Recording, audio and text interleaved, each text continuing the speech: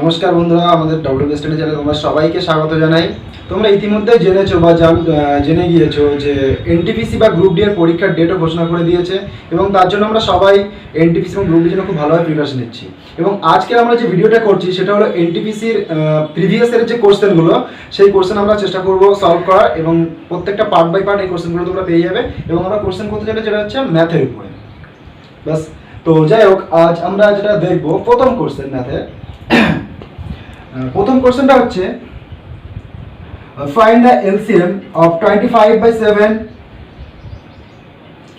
25/7, 15/28 এবং 20/21। দেখছি আমরা কোশ্চেনটা। 25/7, 15/28 and 20/21 বাই 7, 15/18 এবং 20/21। আমরা সবসময় দেখবো এটা ফ্র্যাকশনাল। প্রত্যেকটা ফ্র্যাকশনে কি থাকে, লব এবং হর থাকে। এটাকে বলা হয় লব, এটাকে বলা হয় হর।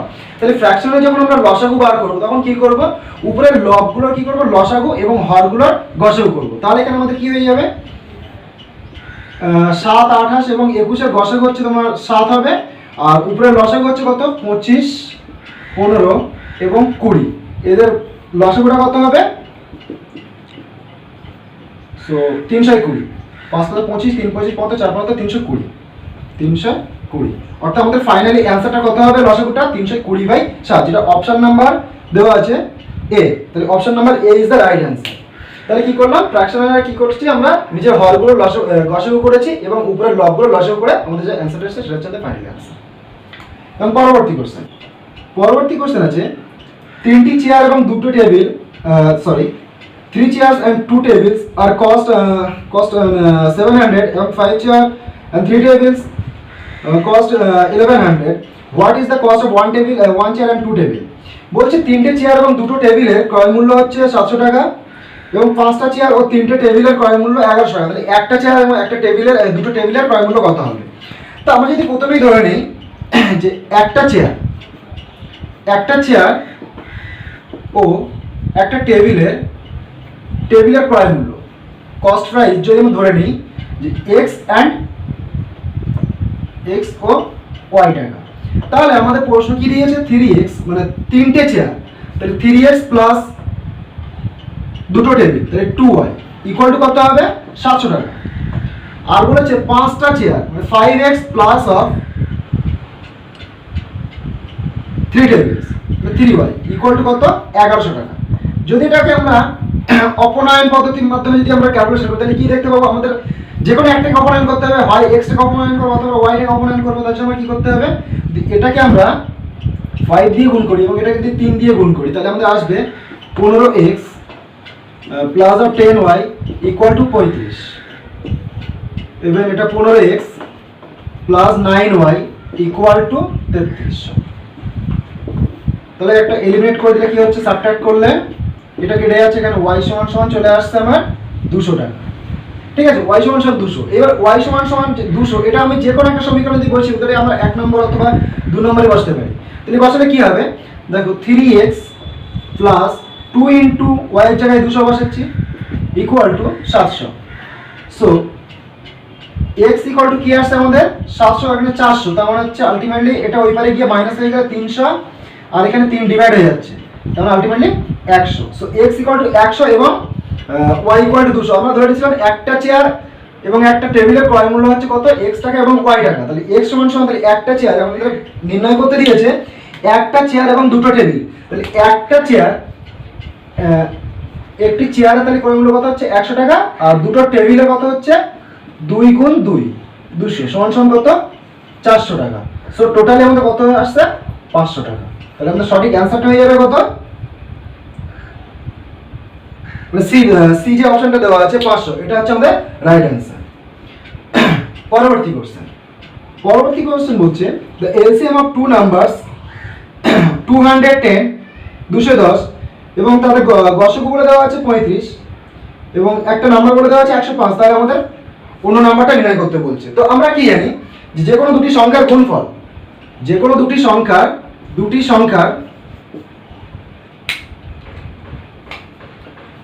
সংখ্যার গুণফল কি হয়, সমান সংখ্যা দুটি কি এলসিএম ইন্টু কি এইচসিএফ। তাহলে আমাদের একটা সংখ্যা দেওয়া আছে 105, তাহলে অপর সংখ্যাতে অন্য সংখ্যাটা কিভাবে বার করব? অন্য সংখ্যা বার করতে গেলে কি করতে হবে? এলসিএম কত দেওয়া আছে এখানে আমাদের 210 ইন্টু এইচসিএফ দেওয়া আছে 35, সো 105, 3 35 105, 3 70 210, সো 70। তাহলে আমাদের সঠিক অ্যান্সারটা চলে আসবে 70, যেটা অপশন নাম্বার বি, এটা হচ্ছে আমাদের সঠিক অ্যান্সার। তাহলে দুটি সংখ্যার গুণফল ইকুয়াল টু কি হয়? সংখ্যা দুটির লসাগু ইনটু গসাগু। তাহলে লসাগু কত দেওয়া আছে 210 এবং গসাগু 35, তাহলে একটা সংখ্যা দেওয়া আছে 105, তাহলে অন্য সংখ্যাটা কত হবে? ক্যালকুলেশন করলে আমাদের চলে আসবে। পরবর্তী কোশ্চেন বলছে working alone A and can do a job 15 days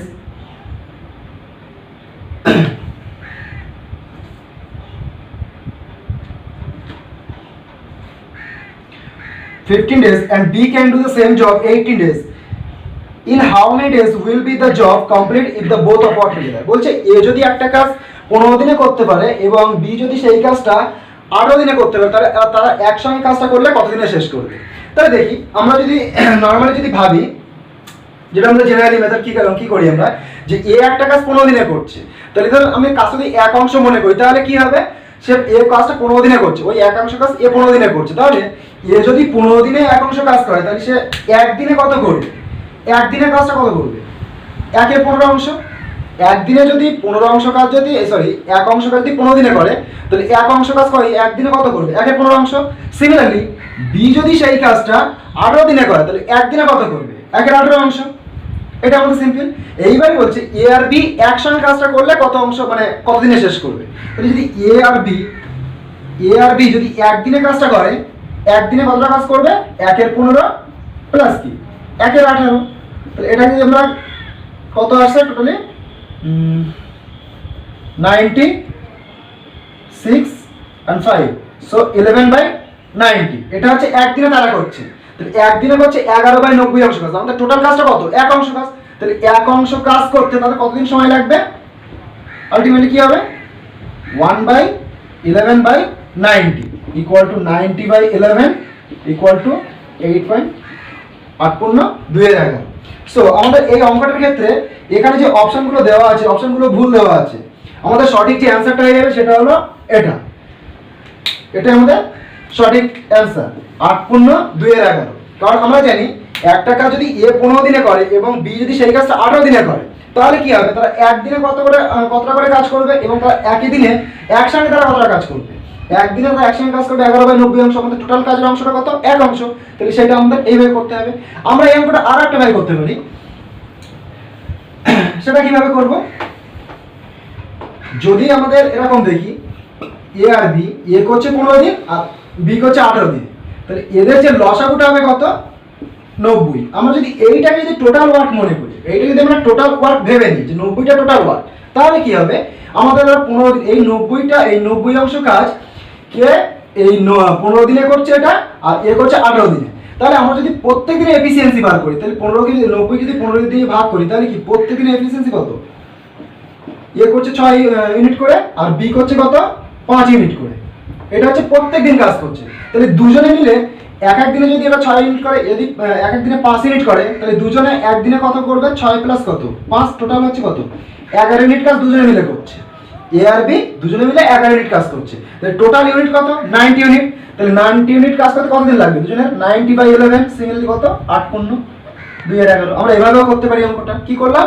15 আর 18 লসাগু নিলাম, সেটা হচ্ছে আমরা কি করলাম? টোটাল ওয়ার্ক ধরে নিলাম। এইভাবে টোটাল ওয়ার্কটাকে আমরা 15 দিয়ে ভাগ করলে তাহলে প্রত্যেকদিন 6 ইউনিট করে কাজ করছে এ, এবং 18 দিয়ে ভাগ করলে প্রত্যেকদিন 5 ইউনিট করে কাজ করছে বি। এখন যদি এরা দুজনে একদিনে কাজ করে, তাহলে কত ইউনিট? 6 + 5 এগুলো 11 ইউনিট। 90 কে 11 দিয়ে ভাগ করলে আমাদের ইউনিটটা পেয়ে যাচ্ছে। কতদিন পেয়ে যাচ্ছি? 8.211 দিন। এটা আমাদের সঠিক অ্যান্সার। পরবর্তী কোশ্চেন বলছে যে তিনটে number, if 3 numbers are the ratio 1:3:5 and their sum of 10,800, find the largest of the 3 numbers। বলছে তিনটি সংখ্যার অনুপাত দেওয়া আছে কত? তিনটি সংখ্যার অনুপাত দেওয়া আছে 1:3:5 এবং তাদের সামটা দেওয়া আছে কত? সাম দেওয়া আছে 10,800। এইটা আমাদের সাম দেওয়া আছে। তাহলে আমাদের এইটা আমরা বলতে সাম মানে যদি এই তিনটে রেশিও যদি যোগফল করি, তাহলে আমরা কি পাবো? বাই কন্ডিশন বাই কন্ডিশন কি পাবো 1 প্লাস 3 প্লাস 5 ইকুয়াল টু কত 10,800। কারণ আমাদের বলে দিয়েছে তিনটের অনুপাত দেওয়া আছে এবং বলছে এই তিনটে অনুপাতের যোগফল মানে নাম্বারের যোগফলটা কত বলে দিয়েছে 10,800। তাহলে আমরা শর্তানুসারে কি বলতে পারি 9 ইকুয়াল টু কত 10,800। এইবার আমাদের যেহেতু বলে দিয়েছে এটা 9 ইকুয়াল টু 10,800 হচ্ছে, এবার আমাদের মানে লার্জেস্ট নাম্বার আমরা এই রেশিও থেকে এমনি বুঝতে পারছি যে লার্জেস্ট নাম্বার নিশ্চয়ই 5টা হবে, কারণ এটা হচ্ছে 5 হচ্ছে তার রেশিও। তাহলে আমরা যদি 5 সমান কত বার হবে এখানে 10,800 গুণ 5 ডিভাইডেড বাই 9, সো 9 12 108 6, অর্থাৎ সঠিক অ্যান্সার হয়ে যাবে আমাদের 6000, যেটা আমাদের option number C. Option number সিটা হবে আমাদের সঠিক অ্যান্সার। তাহলে কি করলাম তিনটে রেশিও দেওয়া আছে, শর্ত অনুসারে তিনটের যোগফল কত আসছে 10,800, এখান থেকে 9 ইকুয়াল টু 10,800 আমাদের সবথেকে লার্জেস্ট নাম্বার, সো লার্জেস্ট হচ্ছে 5টা লার্জেস্ট, সো এখান থেকে 5 ইকুয়াল টু 6000। নেক্সট কোশ্চেন আছে কি দেখেন, পরবর্তী কোশ্চেন বলছে if positive number exceed the positive its positive square root by 30, তাহলে ফাইন্ড দ্য নাম্বার। আমরা নাম্বারটা যদি x ধরে নিই, লেট আমরা ধরে নিচ্ছি x ইজ দ্য নাম্বার, তাহলে আমাদের বলছে এর স্কয়ারটা কি নিজেকে এক্সিড করছে, সেটা কার সমান 30, অতএব x square minus of x equal to কত 30। তাহলে বলছে যদি 30 হয় তাহলে আমরা এখানে x যদি কমন নিই তাহলে x minus of 1 equal to 30, এটাকে কিভাবে লেখা যেতে পারে 6 ইনটু 5। দেখা যাক আমরা এই 6 ইনটু 5টা কেন করলাম, আমরা যদি এইরকম আকারে এটাকে লিখতে যাই তাহলে কি আছে 6 ইনটু 6 মাইনাস অফ 1, তাহলে আমরা x সমান কত ধরে দিলাম, মানে x আছে আমরা নাম্বারটা ধরেছিলাম, তাহলে আমাদের x সমান কত আসছে এখানে 6। এবার বলছি এটা মানে সেই সংখ্যাটা রুট কোন সংখ্যা যেটা আমরা ধরেছি, তাহলে x যদি 6 হয় তার রুট কত হয়ে যাচ্ছে, তার বর্গ কত হবে, বর্গ হবে x ইকুয়াল টু 6, অর্থাৎ এর বর্গটা হবে কত 36। তাহলে আমাদের সঠিক অ্যানসারটা হয়ে যাবে 36, যেটা option number B, B is the right answer. পরবর্তী কোশ্চেন কি বলছে যে a car travels at the speed of 50 km per hour for the first half of the journey and the speed of the 60 km per hour of the second half of the journey. What is the average speed of the car for the entire journey? বলছে একটা গাড়ি বলছে কি যে সে প্রথম half যাচ্ছে 50 কিমি, half আমরা যদি টোটাল এন্টায়ার জার্নিটা যদি x ধরে নিই, টোটাল এন্টায়ার জার্নি ধরো এই রকম একটা পথ যেটা হচ্ছে x, তাহলে প্রথম হাফ যাচ্ছে ধরো x/2 এরকম, এবং সেকেন্ড হাফ যাচ্ছে কি x/2, এটা সেকেন্ড হাফ, এবং প্রথম হাফটা যাচ্ছিল কি 50 km per hour, 50 km per hour, এবং সেকেন্ড হাফটা যাচ্ছিল কি 60 কিমি পার আওয়ার। এটা তাদের গতিবেগ, মানে প্রথম হাফ গিয়েছে 50 কিমি পার আওয়ারে এবং পরেরটা যাচ্ছে কি 60 কিমি পার আওয়ারে। বলছে টোটাল এন্টায়ার জার্নিটা মানে x কিলোমিটার যেতে তার এভারেজ গতিবেগ কত হবে। তো আমরা সাপোজ যদি এরকমটা ধরে নিই যে আমরা এভারেজ জার্নিটা হিসাব করব কিভাবে, একটা সূত্র জানি, average speed equal to 2 into x into y divided by x plus y, where x equal to 50 km per hour and y equal to 60 km per hour, 60 km per hour। so আমরা এখান থেকে কি পাবো 2 into x মানে কত 50 into 60 divided by 50 plus 60 equal to 2 into 50 into 60 divided by 110। So আমাদের সঠিক অ্যানসারটা যেটা চলে আসবে এটা ক্যালকুলেশন করলে আমরা পেয়ে যাবো কি 54.54 কিমি পার আওয়ার, যেটা আমাদের টোটাল এন্টায়ার জার্নিটা। ঠিক আছে, আচ্ছা যেহেতু আমরা এখানে x আর y টা আমরা 50 মানে 50 কিমি 60 কিমি ধরেছি, তাহলে আমরা যদি টোটালটা a ধরতে পারি, টোটাল এন্ডটা যদি a ধরি এবং এটা a/2 এবং এটা a/2। পরবর্তী কোশ্চেন বলছে the dimension of the luggage box are 80 cm and 60 cm and 40 cm, how many square cm of the cloth required to cover the box. বলছে একটা লাগেজ বক্স আছে, একটা লাগেজ বক্স যেটা আমরা যদি একটা আয়তঘন ধরে নিতে পারি, লাগেজ বক্স যদি একটা আয়তঘন কল্পনা করতে পারি তাহলে তার দেওয়া আছে আয়তঘন কি দৈর্ঘ্য প্রস্থ উচ্চতা তিনটে আমরা জিনিস থাকে জানি। তাহলে দৈর্ঘ্য যদি ধরি এল যদি কত দেওয়া আছে এখানে 80 সেমি আছে, এবং প্রস্থ দেওয়া আছে মানে ব্রিথটা কত দেওয়া আছে b সমান আমরা পেয়ে যাচ্ছি কত 60 সেমি, সরি 60 সেমি এবং হাইট দেওয়া আছে 40 সেমি। তাহলে কি বলছে যে টোটাল লাগেজ বক্সটা কভার করতে কত পরিমাণ আমার কাপড় লাগবে। ঠিক আছে, তাহলে আমরা এটা কি করব, টোটাল কভার করতে মানে তার সমগ্রতলের ক্ষেত্রফল বার করব। আমার সমগ্রতলের ক্ষেত্রফল কি জানি আয়তক্ষেত্রের? সমগ্রতলের ক্ষেত্রফলটা আমরা সবাই জানি, তবু আমরা একটু লিখে নিই। সমগ্রতলের ক্ষেত্রফল সমান সমান কি 2 ইন্টু দৈর্ঘ্য ইন্টু প্রস্থ প্লাস প্রস্থ ইন্টু উচ্চতা প্লাস উচ্চতা ইন্টু দৈর্ঘ্য। তাহলে কি L into B plus B into H plus H into L. So আমরা মানগুলো যদি বসাই এখানে কি সেমি স্কয়ার। তাহলে 2 ইন্টু এল মানে কত 80 ইন্টু বি মানে 60 প্লাস বি মানে হচ্ছে 60 ইন্টু 40 প্লাস 40 ইন্টু 80। এটা চলে আসছে আমার 4800 প্লাস 2400 প্লাস 3200 এত সেমি স্কয়ার। আমাদের টোটালি অ্যান্সারটা চলে আসবে, এটা আমরা ক্যালকুলেশন করে যদি যোগ করে এর সাথে গুণ করি তাহলে আমাদের সঠিক অ্যান্সার চলে আসবে 20800 সেমি স্কয়ার। অর্থাৎ সমগ্রতল মানে কি টোটালটা কভার করতে আমাদের এই পরিমাণ কাপড় লাগবে, যেটা আমাদের অপশন নাম্বার চলে আসছে B. B is the right answer. Option কত নাম্বার হবে? অপশন বি, এটা আমাদের সঠিক অ্যান্সার। নেক্সট কোশ্চেন দেখি। নেক্সট কোশ্চেন বলছে 9 নম্বর কোশ্চেন বলছে the sum of the digit of two digit number 10 when the digit are reversed the number decreased by 54 find the number। বলছে দুটো সংখ্যা, সেই দুটো সংখ্যার একটা সংখ্যা যার দুটো ডিজিট আছে সেই দুটো ডিজিটের যোগফল হচ্ছে 10 হবে। কখন? বলছে when the digits মানে ডিজিটস যখন রিভার্স করবে মানে চেঞ্জ হবে তখন কি সেটা কি ডিক্রিজড হবে। যে এর নাম্বার ছিল মানে যে নাম্বারটা আমাদের ফাইনালি যে নাম্বারটা ছিল, যে নাম্বারটা মূল নাম্বার, সেই নাম্বার থেকে ওটা যখন চেঞ্জ করা হবে ডিজিট তখন তাহলে ডিফারেন্স চলে আসবে কত 54। বলছে সেই নাম্বারটা কত সেটা আমাদের বার করতে বলেছে। তো যদি আমরা এই অঙ্কটাকে যদি আমরা অপশন ইউজ করি, অপশন কি দেওয়া আছে 73 আছে আর 28 আছে 82 এন্ড 37 মানে 37 আছে। সবাই লক্ষ্য করো একটু বন্ধুরা যে এখানে 73 যদি এটাকে আমরা রিভার্স করি মানে কি উল্টে দিই তাহলে কি হবে 37 হবে।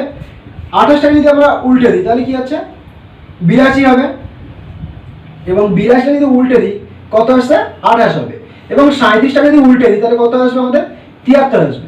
বন্ধু এখানে দেখো সবথেকে ছোট সংখ্যা কোনটা আছে 28 এবং সবথেকে ছোট সংখ্যা আছে 37, যে দুটোকে উল্টে দিয়ে কত 82 আসছে আর 37 উল্টে দিলে 73 আসছে।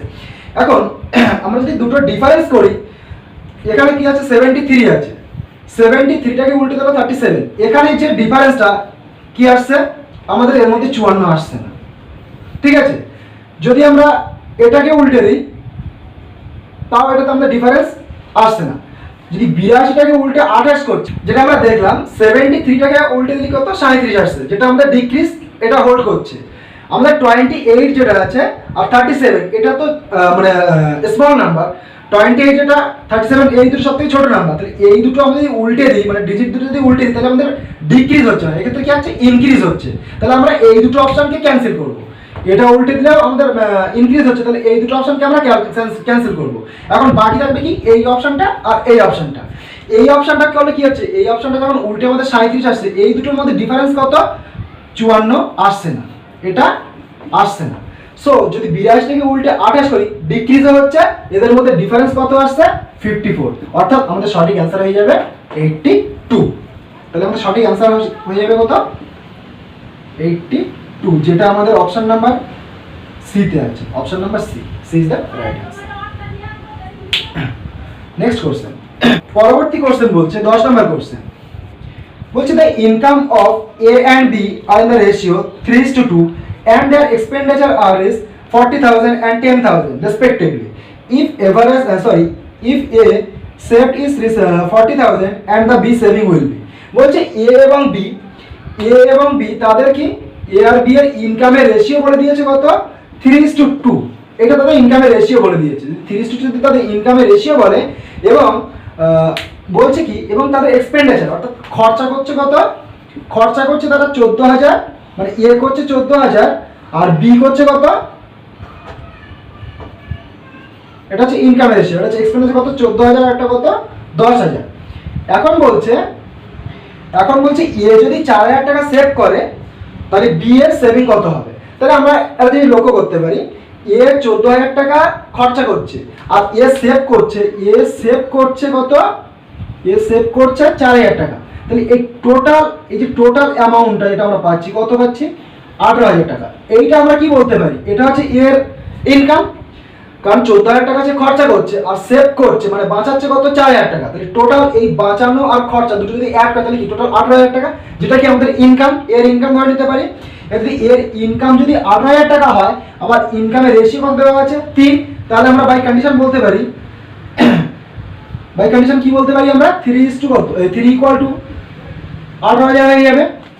এখন যদি 3 যদি 18,000 হয়ে যায়, আমরা যদি বি এর রেশিওটা কত আছে, ইনকাম রেশিও 2, তাহলে 2 কত পাবো, 2 পেয়ে যাবো 18,000 গুণ 2 বাই কত 3, তাহলে এটা হচ্ছে কত 3 6 18, সো 12,000 টাকা।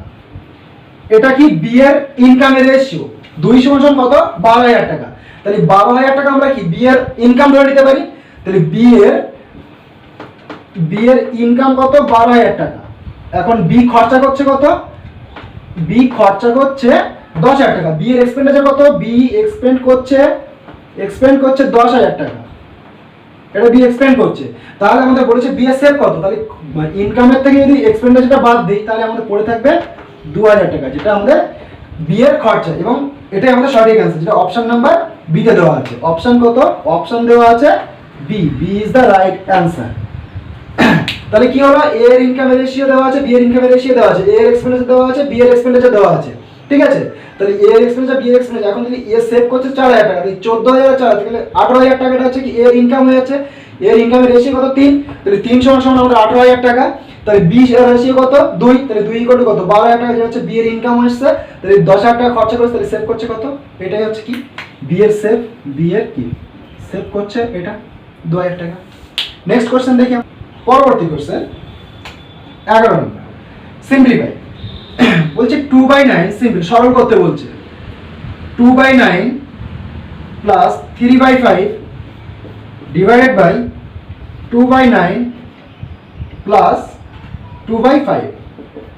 তাহলে আমরা কি করতে হচ্ছে, 45 লসাগু করছি, হরগুলো লসাগু করলে এটা কত আসছে 9 5 45, 5 2 10 প্লাস 5 9 27 ডিভাইডেড বাই কত আসছে একই রকম 45 9 2 মানে 9 5 10 প্লাস 9 18, তাহলে আমাদের চলে আসছে 37 বাই 45।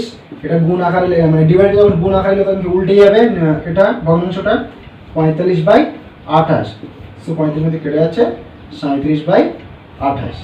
তাহলে আমাদের সঠিক অ্যান্সার কত হয়ে যাবে, এটাই আমাদের অ্যান্সার 37 বাই 28। কিন্তু আমাদের অপশন, এখানে যে অপশনগুলো দেওয়া আছে 47 বাই 48, 47 বাই 43 এবং 43 বাই 47 এবং 41 বাই 47, এই অপশনগুলো চারটে অপশনই ভুল, আমাদের অপশনটা ভুল, অর্থাৎ এটা হচ্ছে আমাদের সঠিক অ্যান্সার। নেক্সট কোশ্চেন, পরবর্তী কোশ্চেন যেটা কি 12 দাগ। 12 দাগ কি বলছে যে P is twice as efficient and Cube takes 12 days to complete the job. If both of them work together, how much time will they take to complete the job? বলছে এ একটা সরি P কিউবের থেকে দ্বিগুণ ক্ষমতা কাজ করতে পারে, মানে কিউব যে কাজটা যতদিনে করবে, মানে সরি অ্যাকচুয়ালি মানে কিউব দ্বারা কোনো কাজ এক অংশ কাজ করে, কিউব করবে কি 2 অংশ কাজ সেই একই সময়ে। তাহলে পি এর যে কার্যক্ষমতা কিউবের থেকে দ্বিগুণ, তাহলে আমরা ধরে নিতে পারি যদি এরকম দেখি পি এটা কিউব, তাহলে পি এর কার্যক্ষমতা 2 এবং কিউ এর কার্যক্ষমতা 1 ধরা হয়, তাহলে এরা কি তাদের এফিসিয়েন্সি রেশিও মানে ক্ষমতা রেশিও সবসময় কি টাইম রেশিওর অপোজিট হয়, তাহলে টাইম রেশিও কি হবে 1:2 হবে, ঠিক আছে 1:2, এটা হচ্ছে টাইমের রেশিও। এখন বলছে কিউব যদি সেই কাজটা যে কাজটা করছে এটা কি কিউব 12 দিন করতে সময় নিচ্ছে, তাহলে পি আর কিউব সেই এক মানে সেই কাজটা দুজন মিলে একসাথে করতে কতদিন সময় লাগবে, তাহলে কিউব কত নিচ্ছে সেই কাজটা, কিউব টেক্স 12 ডেজ, এটা কিউব সময় নিচ্ছে।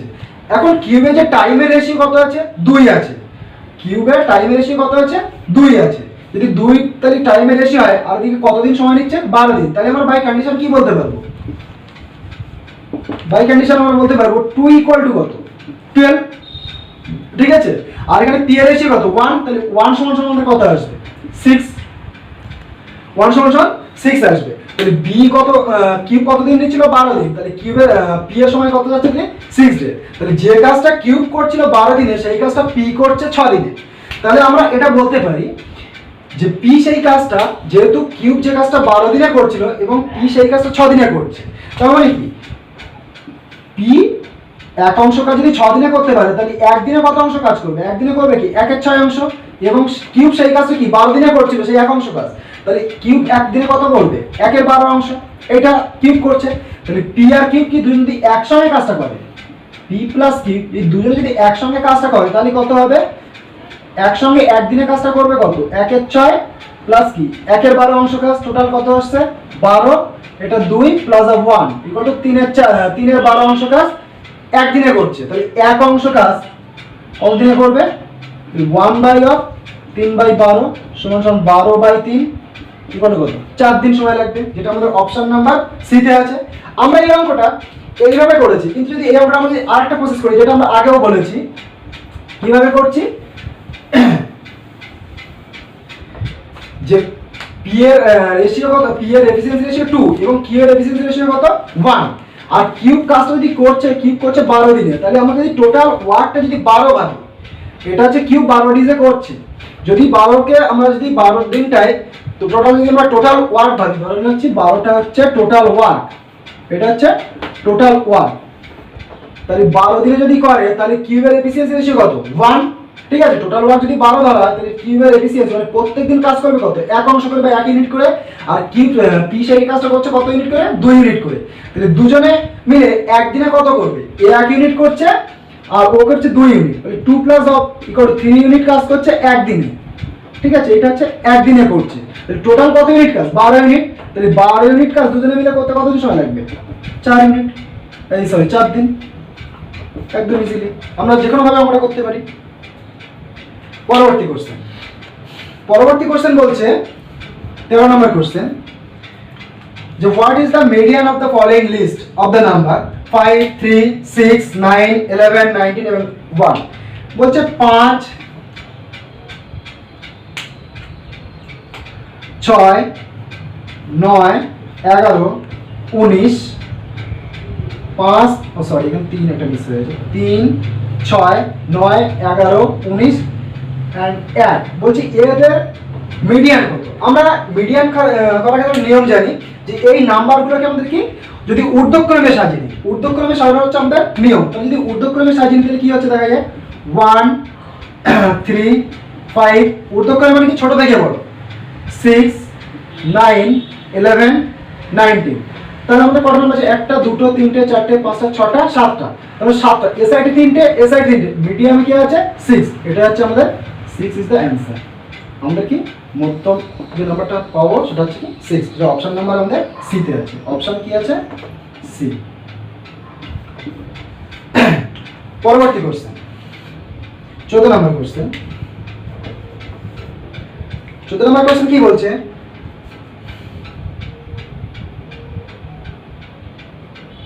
বলছে how long will a sum of money take to double if it is invested at 9.09% per annum simple interest, বলছে কত টাকা 9.09% এর সুদ করলে সেই টাকাটা ডবল পাবো। একটা সাম অফ মানি ধরে নিচ্ছি, একটা মানি হচ্ছে কত পি ইকুয়াল কত আমরা 100 টাকা ধরে নিচ্ছি, বলছে এই টাকাটা এটা আমরা ধরে নিচ্ছি লেট, তাহলে 100 টাকাটা যদি আমরা ধরে নিই প্রিন্সিপাল, বলছে এই টাকাটা কত বছরে দ্বিগুণ হবে, কত পার্সেন্ট হারে ইনভেস্ট করছে 9 পয়েন্ট মানে আর এর যে মানটা দিয়ে দিচ্ছে এটা কত 9.09%, ঠিক আছে, তাহলে দ্বিগুণ হওয়া মানে কি এই টাকাটা দ্বিগুণ তখনই হবে যখন এই টাকাটা সুদ 100 টাকা হবে, সুদ আসল মিলে তো দ্বিগুণ হচ্ছে, মানে পি প্লাস আই, বলছে পি প্লাস আই মিলে কত দ্বিগুণ হবে, মানে দ্বিগুণ হওয়া মানে কি তার প্রিন্সিপাল আর ইন্টারেস্ট হচ্ছে টোটালি 200 টাকা হবে, তাহলে আলটিমেটলি ইন্টারেস্ট কত হবে 200 মাইনাস কত 100 ইকুয়াল টু কত 100 টাকা, প্রিন্সিপালটা আমরা মাইনাস করে দিয়েছি।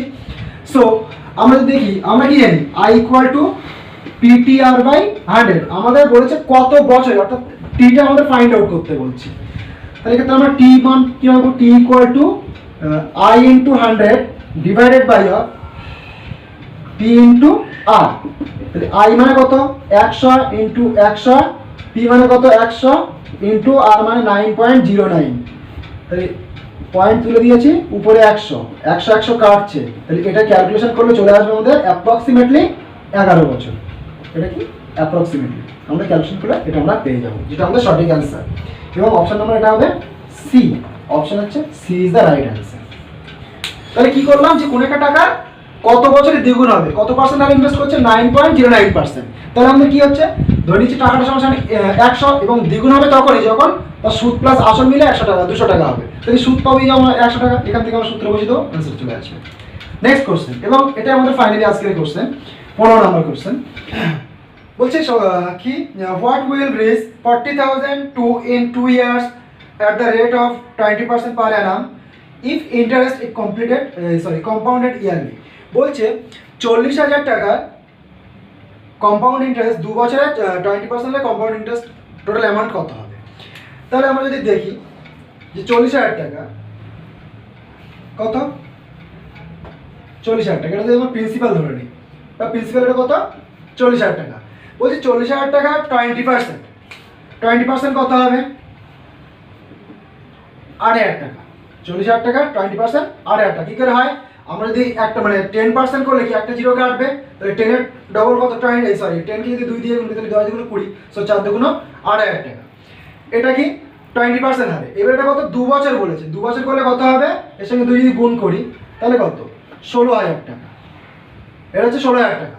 এইবারে আমাদের তো 20% যখন আমরা 2 বছরের সুদটা বার করি তো 8,000 টাকা 1 বছরে, তাহলে কি হচ্ছে এর সঙ্গে আরো 20% অ্যাড হবে, 8,000 টাকার সাথে কত 20% অ্যাড হবে, তাহলে 8,000 টাকা 20% কত হবে 1,600 টাকা। অর্থাৎ টোটাল যে সুদটা আমার আসবে কত 1,600, টোটাল আমার আসবে 17,600 টাকা। এটা হচ্ছে আমার সুদ আসছে 17,600 টাকা, এটা হচ্ছে আমার 20% আর 2 বছরের সুদ। এবার টোটাল যে অ্যামাউন্টটা আমাদের বার করতে বলেছে, টোটাল অ্যামাউন্ট কত হবে আমার 40,000 প্লাস 70,600, টোটাল কত আসছে আমার 57,600 টাকা। তাহলে টোটাল আমার কত আসছে, তাহলে 40,000 টাকা 20% কত আসছে 8,000 টাকা 1 বছরে, তাহলে 2 বছর কত 16,000 টাকা। এইবারে তো 1 বছর এখানে কি হবে 20% আরও অ্যাড হবে, 8,000 টাকার উপর আবার 20% হবে, তাহলে 1,600 টাকা। টোটাল আমার কম্পাউন্ড ইন্টারেস্ট আসবে কত 17,600 টাকা। টোটাল যে অ্যামাউন্টটা প্রিন্সিপাল প্লাস অফ ইন্টারেস্ট, তাহলে কত আসছে আমার 40,000 প্লাস অফ 17,600, টোটাল 57,600, যেটা অপশন নাম্বার আছে আমাদের option number C. Option number C is the right answer. যাই বন্ধুরা, আজকে আমাদের অঙ্ক এই 15টা অঙ্ক নিয়ে আমরা আলোচনা করলাম, এবং পরবর্তী অঙ্কগুলো আমরা নেক্সট ভিডিও আপলোড করব। তোমাদের যদি কোনো অসুবিধা থাকে, কোনো অঙ্ক যদি বুঝতে অসুবিধা থাকে, তাহলে আমাদের যে কমেন্ট সেকশন আছে ডেসক্রিপশানে, ওখানে মানে অ্যাকচুয়ালি যে কমেন্ট সেকশন আছে সেখানে গিয়ে তোমরা কমেন্ট করে বলে দেবে যে এই অঙ্কটা বুঝতে পারছি না, আমরা সেটাকে বোঝানোর চেষ্টা করবো।